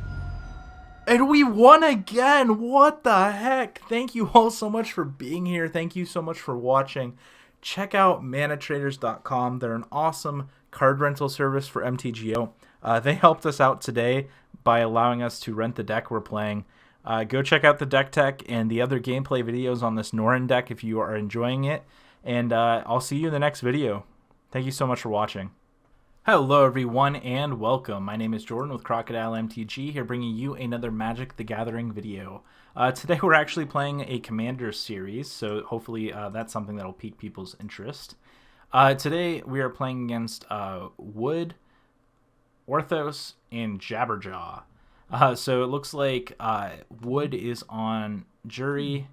Oh, let's take a look at our hand real quick. Our hand's a little slow, but it might stop the 12-12. We can get Norin down. We have some ramp in case we draw something powerful. I guess we can keep this. We'll start off by just playing our Norin. Thank you all so much for being here. Thank you for checking out the Crocodile MTG channel. Please hit that subscribe button, and at the end of the video, if you liked it, please hit that thumbs up as well. We're going to go ahead and get started. We're against Jorian Ruin Diver. We also have, I don't even know how to pronounce that, but I'm going to call it Slumber Island. Sure, sorry, I don't have my yield on. And we're against Kess, Dissident Mage. I have a foil version of this from Modern Horizons. It looks pretty awesome. But thank you so much for being here. Thank you for checking out the Crocodile MTG channel. So if you're playing Norin the Wary, first of all, make sure you switch this to Exile instead of Command Zone. Because now you can go ahead and play out Norin. And anytime anything is played, anytime anything is cast or something attacks, Norin ends up exiling and coming back. Essentially what this deck is it's a big chaos deck. So we're playing cards like Valakut, Torbrand. This hand actually doesn't have a lot of the chaos elements in it, but as the game kind of goes about, you'll definitely notice and see them here shortly. We're playing cards like Perforos to deal damage to all our opponents at once. It just ways to deal this micro amount of damage over the course of multiple turns. And it ends up being pretty fun, actually. All right, our opponent looks like they're hideawaying something. Ooh, look at that Magic Online sleeve. All right, we got some hideaway going. Is it just me, or is the card here smaller than the card it's hiding? Interesting. All right, so our opponent starting off with an island in a swamp. We'll see if they cast anything here. Next turn, depending on what we draw, we'll probably just play Valakut and Meekstone. Impulse. Look at the top 4 cards of your library. Put one of them into your hand and the rest on the bottom of your library in any order. All right, that's pretty good. That's also an instant speed spell. Our opponent's actually doing something very kind and playing it on their main phase as sorcery speed as to not hold up time for the rest of the group here. Norin blinking in and out. I hope you all have been enjoying it. I'm not sure if you've checked. We have 2 other gameplay videos currently up on the channel. So go check out those ones as well. It does showcase a lot of the chaos elements Norin can bring. And we end up, I don't want to spoil anything, but we end up doing pretty well in both of those games. All right. So Norin, upkeep. I can turn off that stop. That was from last game. All right, here I think it's just Valakut and Meekstone, and we're going to just kind of continue on with our game plan, eventually rounding up to Torbrand and hopefully dealing some damage with Valakut.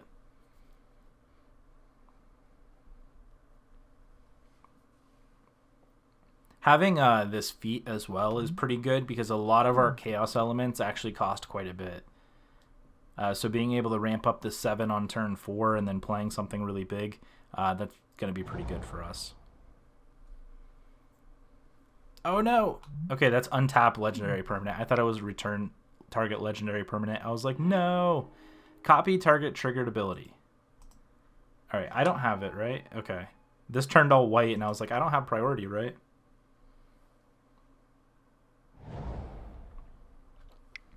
Alright, Botanical Sanctum from our opponent. So what does this actually do? It enters the battlefield tapped with 5 slumber counters on it. As long as it has slumber counters on it, it's a land. Whenever you cast a spell, you may remove a slumber counter from it. Interesting. So what happens if I Blood Moon it? Does it become a mountain? Because it still has slumber counters on it? Alright, there's a Nykthos. Blue-green's definitely a scary combination, especially with the last year and a half of Standard.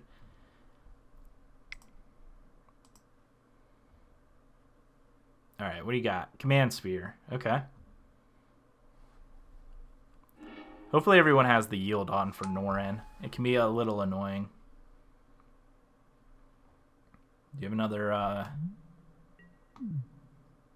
another spell, opponent? I guess not. Alright, here I think we're just going to play out... I think I'm going to keep playing Mountains because I think getting up to this Valakut stuff is pretty decent. By the way, Norin actually can't attack. All it does is blink itself. So I just did that for fun. I'm going to yield through the turn. I have nothing going on my side. We have Torbrand, which is fine, but it's not doing anything at the moment. We've just been drawing lands. Alright, there's a Creativity, Talisman. That's actually really beautiful artwork. I really like the Modern Horizons artwork. Lotus Field. Come on, draw some Blood Moon. Make some opponents pretty angry. That's actually pretty neat. I wonder if our opponent actually has a... if they're doing like the Lotus Breach Storm. Maybe not. But that's actually I'm surprised they have a Lotus Field in their deck. Especially since it's not indestructible, it's just hexproof. Oh, I forgot the yield. Yield through the turn. I don't want to tap out because what if I play something that like stops people from untapping lands? I don't want all my lands to be tapped. What if someone else does that? Alright, they can play Kess this turn if they want. Everyone's still sitting at 40, so that's not that big of a deal. Alright, Jabberjaw. Bring it on, Kess. Oh, okay, they have Hedron Archive, not Kess. And they have a Ponder. Look at you and your impulses and your ponders. Wonder if you're pondering your impulse.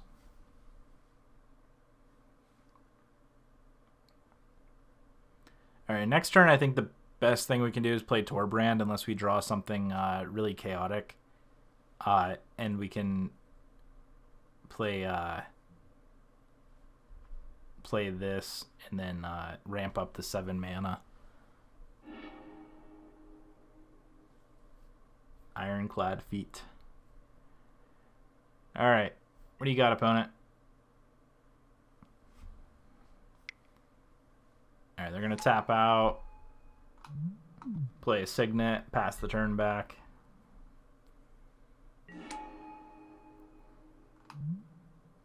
Planar Chaos. The question is, do I want to play that now? I guess. Why not? Might as well. And then we'll see if our opponents have a good time or not.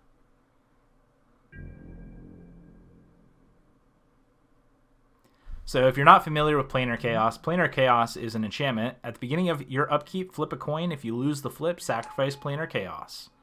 Whenever a player casts a spell, that player flips a coin. If they lose the flip, counter that spell. So we'll see here. I do have to open the game log for this to kind of watch and see exactly what happens. Someone said lame. I respect Norin. There we go. We have a respect for Norin. All right, we'll see here. I do have to, unfortunately, click it every time. So we'll see if they win the flip here.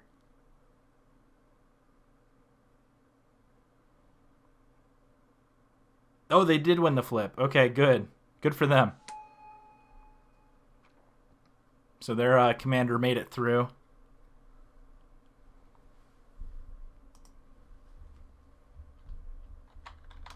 I'm going to let everyone know where we're from.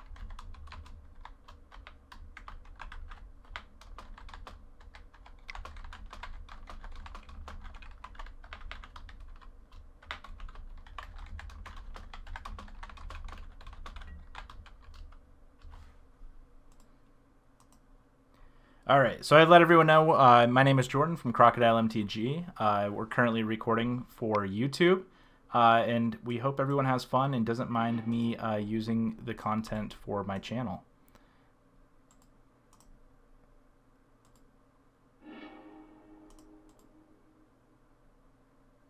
All right, so I am going to go ahead and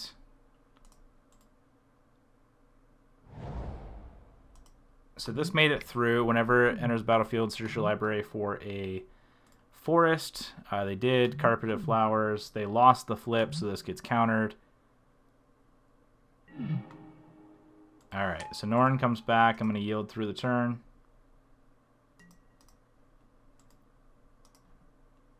Alright, I'm going to go ahead and hide the chat. Just in case we start getting some nasty comments. This deck is supposed to be fun and competitive. It's supposed to be chaotic, and a lot of people don't like chaotic, and they also don't like land destruction, both of which this deck has. So when you take a fun gameplay of EDH and turn it into something... Alright, I have to click this. Draw cards equal to the number of cards in your hand, then discard a card for each card drawn this way. And we'll see, they lost the flip, so it does get countered.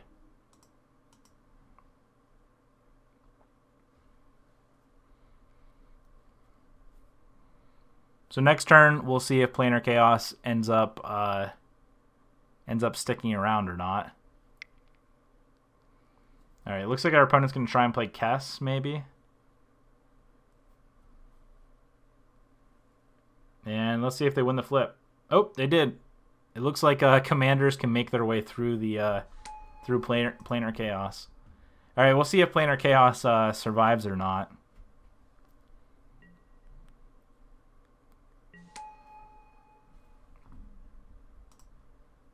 All right, we're gonna go ahead and yield. Heads. Oh no, we lost the flip. Ah, okay. Ooh, that's pretty good. All right, we're going to go ahead and play Reliquary Tower here. We're going to go ahead and play Extra Planar Lens.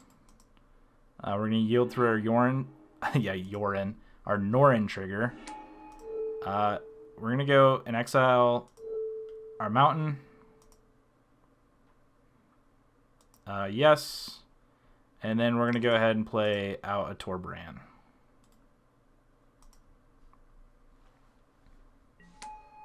All right. And hopefully we draw something, because so far we haven't, and that sucks.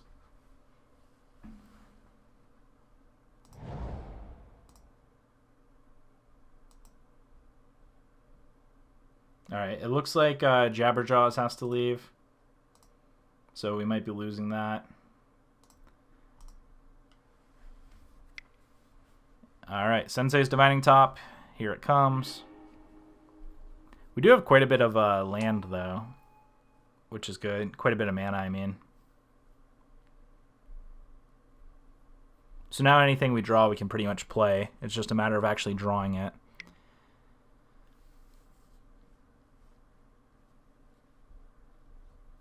I'd really like a Purphoros. Purphoros would be extremely good here. It would be dealing 4 damage every time a creature enters the battlefield under my control.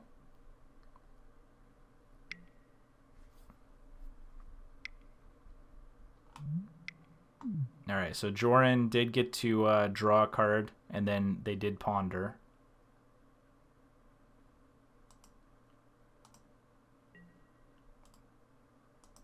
Oh, they have Purphoros. I want Purphoros. Why do you have Purphoros? Are they going to find a way to empty the Warrens? They didn't steal my Purphoros, right? Nope, that's their Purphoros. That's just a weird deck to me to have Purphoros in.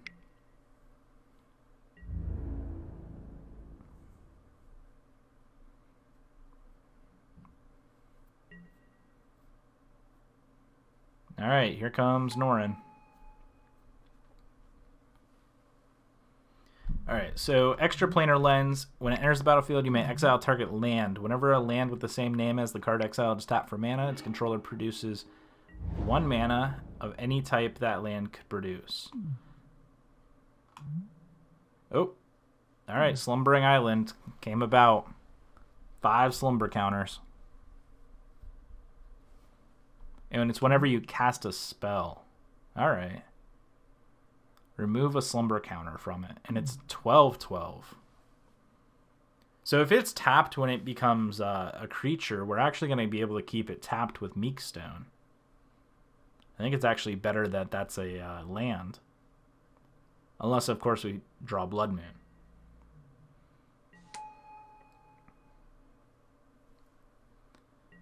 Alright, Jabberjaws. Alright, they seem to be sticking around.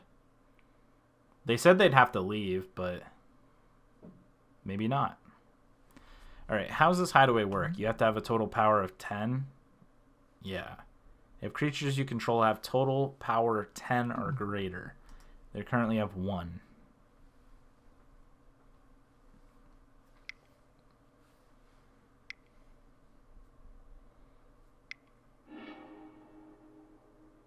I thought they already cast that. Oh, they can cast it with cast. My bad.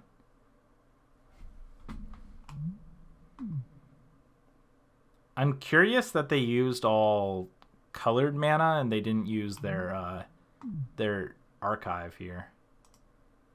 So they can cast Ponder and Impulse this turn. Hopefully they can't just go off. I'm not sure if they were like a Grixis Storm deck. Discarded Rapid Hibernization in Arcane Denial. Counter target spell, its controller draws 2 cards the next upkeep. Draw a card at the beginning of your next upkeep. Alright, Mystical Tutor is going to go get a instant or sorcery and put that card on top. And then I guess they're going to draw it maybe with Command Sphere. I could see them doing that. Depending on what they want.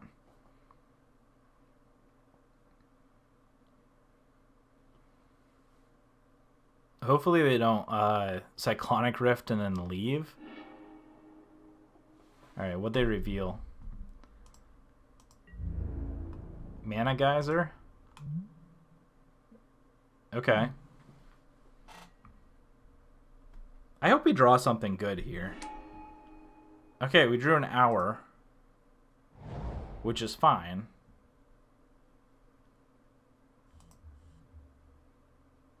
But what do we even do here? I think I'm gonna attack Woodchi.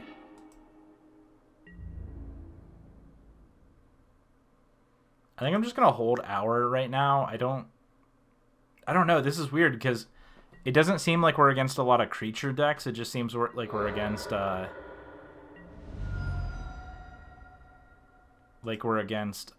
more spell-based decks. All right, I'm gonna go ahead and yield.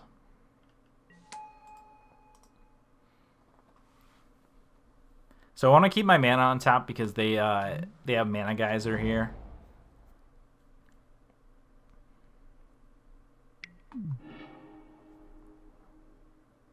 Alright, they're going to play Sensei's Divining Top. They're going to look at the top cards of their library. They're going to get to draw one of them if they want.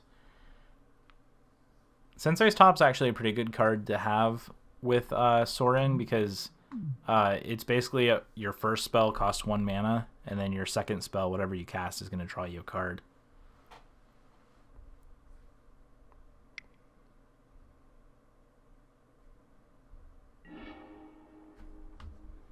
Alright, they're going to transmute here for 3. We'll see what they find.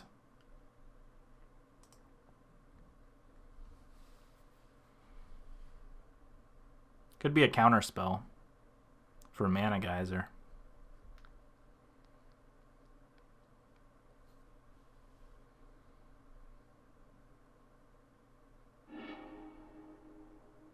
Improbable Alliance. That's interesting. That's actually a pretty good card for this deck, though. That makes sense.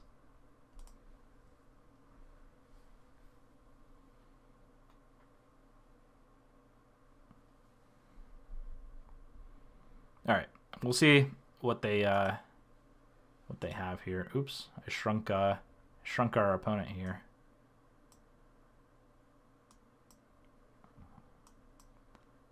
I'm gonna go ahead and open these up a little bit.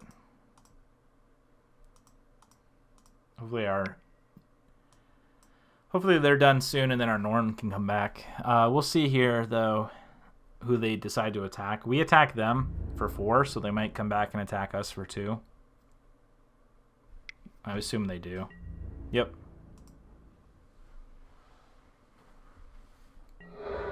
I really want to find our Purphoros. That'd be so good right now.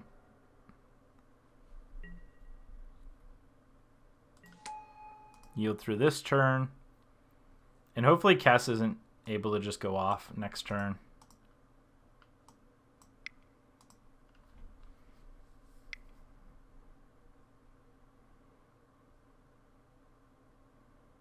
Alright, they're just ramping up.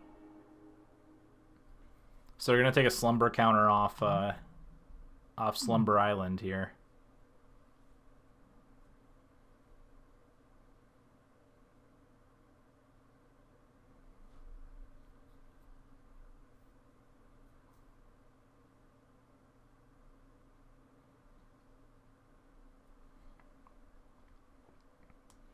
Our hand just feels really weird.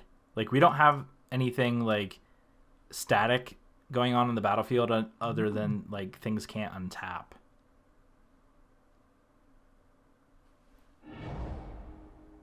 Alright, so our opponent got... What did they get?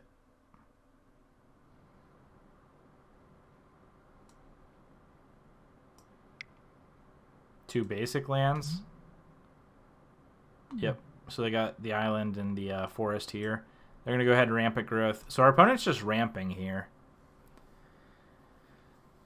I really hope I can find something. We literally have all the mana in the world, but we don't have anything to do with it. And Jabberjaw over here is going to get the mana geyser next turn and possibly just storm off and kill us.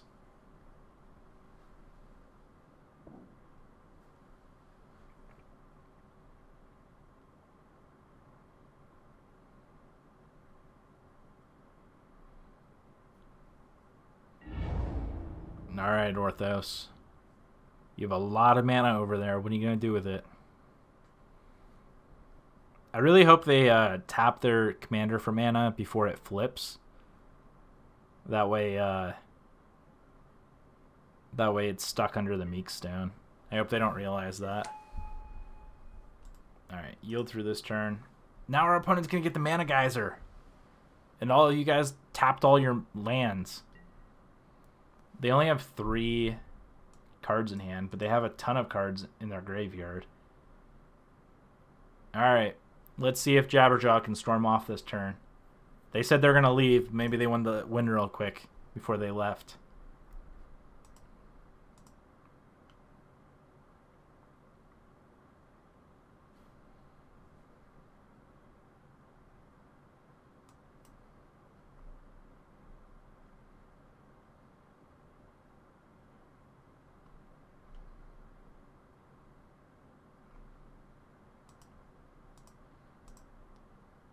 Alright. Are they going to do anything? Alright, Mystical Tutor.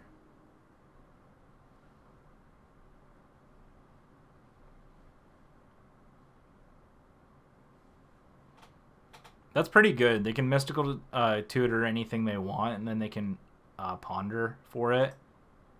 Maybe I should have just played this Hour of Devastation last turn. Maybe it was wrong to wait. What'd they grab here? Choose any target, then choose another target with the same for each time the spell was kicked. Deals X damage to everybody. No, they're gonna kill us with Mana Geyser and Comet Storm. What the heck? I don't think they have enough though. 1, 2, 3, 4, 5, 6, 7, 8, 9, 10, 11, 12.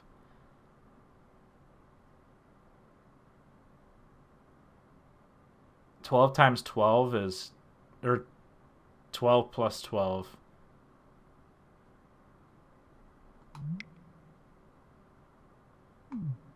Plus they have to sink a bunch of mana into it. I mean, they're going to get to deal a lot of damage before they leave, but holy cow. Maybe I should put that in this deck, the pair with Torbrand.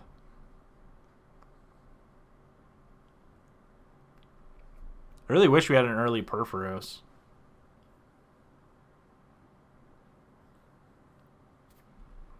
Now, awkwardly enough, Valakut is not red. So Torbrand doesn't actually deal 5 damage with Valakut. It just deals 3.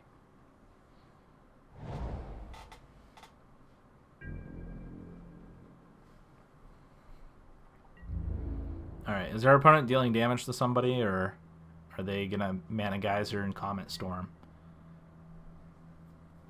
I wonder if they realize they don't have enough to... Oh, they just passed the turn. Okay. What do we draw? Jackalops. Oh, God. Do I just restart the game? I don't think they're gonna like this. I bet we get some concessions from it.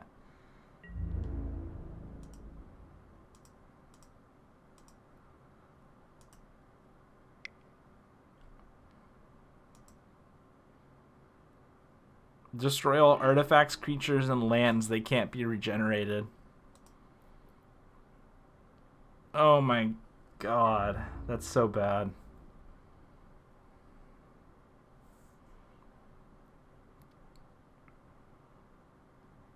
I want to do it, though. Just to... Oh god. They're going to be so pissed, though. Is anything indestructible? Oh god, they have a Perforos.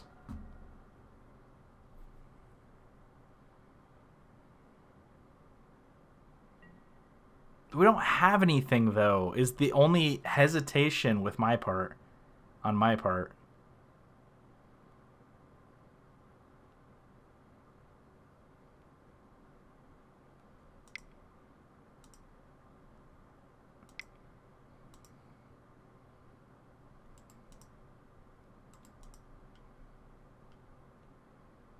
Oh god. They're gonna hate me.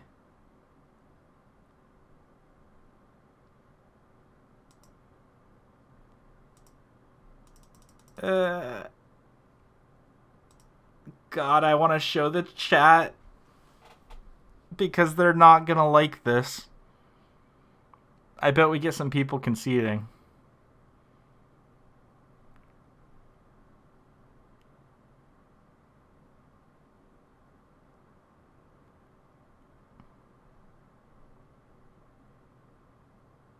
Oh god, no one's reacting.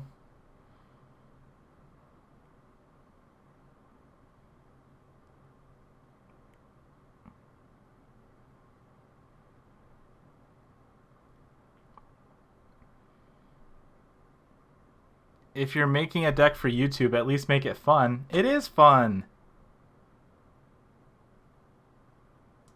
Oh man, they blocked me. Do people really not like...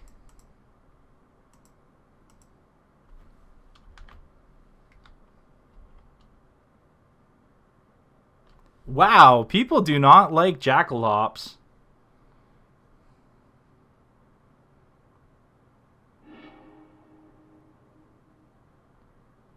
Alright, we had one person concede. Again, this is a meme troll deck. Like, what do you expect? This is how it wins. You play Norin the Wary and a bunch of enchantments.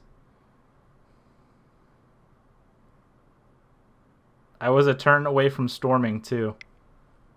Yeah, that's why I felt like I couldn't wait, because Jabberjaw over here gonna storm off.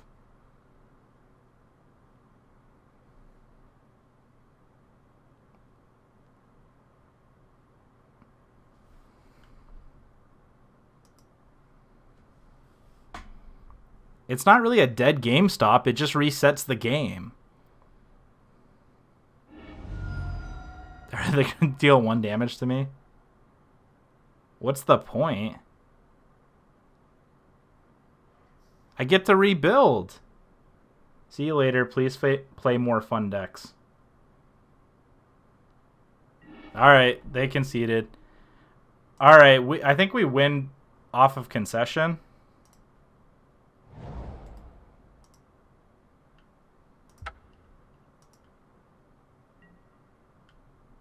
Or is Ortho still playing this out? Alright, they're still playing it out. Okay, they ended up just conceding as well. I mean, I still had my Nora and I was going to rebuild. Alright, and that is how we win. If you are playing to win and not for fun, you can Jackalops your opponent. Thank you all so much for watching. This has been Norin the Wary Chaos in Commander. This is a troll deck, so make sure you're playing with a playgroup that does not mind, getting their lands destroyed, playing competitively, and playing fun. Thank you all so much for watching. Hit that like and subscribe button if you hated or enjoyed this video, and I will see you in the next match. Thank you so much for watching. If you enjoyed today's video, please hit that like and subscribe button. Also, check out the description below for more Magic the Gathering content. This was Jordan with Crocodile MTG, and we will see you next time.